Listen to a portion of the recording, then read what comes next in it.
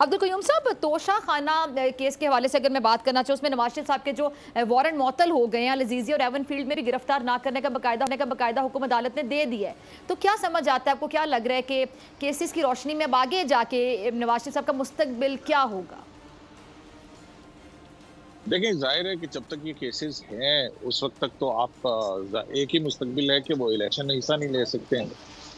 लेकिन ये जो बात है कि वो उनको गिरफ्तार ना किया जाए, आप इस हवाले से आपको एक चीज़ ज़रा ज़हन में रखनी होगी। जब नवाज शरीफ जो है मुल्क से बाहर गए थे, तो उस वक्त वो लाहौर हाई कोर्ट के एक हुक्म के बुनियाद पर गए थे और वो हुक्म अभी तक मौजूद है। यानी कि वो बेल लेने के बाद उसके बाद वो कोर्ट की परमिशन से मुल्क से बाहर गए थे कि जब तक वो आएंगे वो अपनी मेडिकल रिपोर्ट्स जो है वो उस हवाले से देते रहेंगे।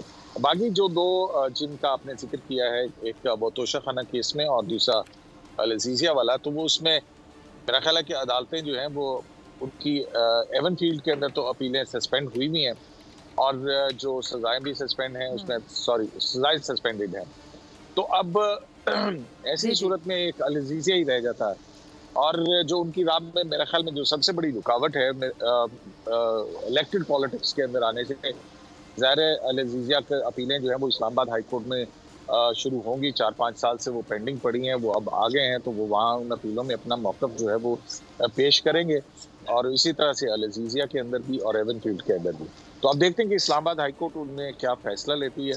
लेकिन जो बड़ी राह में रुकावट रहेगी वो मेरा ख्याल है कि सुप्रीम कोर्ट ऑफ पाकिस्तान का जो 62(1) एक्ट के तहत जो उनकी डिक्लेरेशन है फॉर ताहियात नाअहली के हवाले से, वो एक मामला है जो कि देखना पड़ेगा कि उस पर अदालतें किस तरह से करती हैं। ऑल्दो कि एक लॉ जरूर आ चुका है कि जिसके अंदर ठीक है, लिमिट किया गया है 62(1) की नाअहली जो है वो 5 साल, और अगर देखें जब मियाँ साहब कन्विक्ट हुए थे तो और फिर उसके बाद जो है वो अगर इस लॉ को देखें तो उसके तहत वो नाअहली नहीं रहती है उनकी, सब्जेक्ट टू कि इस्लामाबाद हाई कोर्ट से अल-अज़ीज़िया में और एवन फील्ड में क्या फैसला आता है।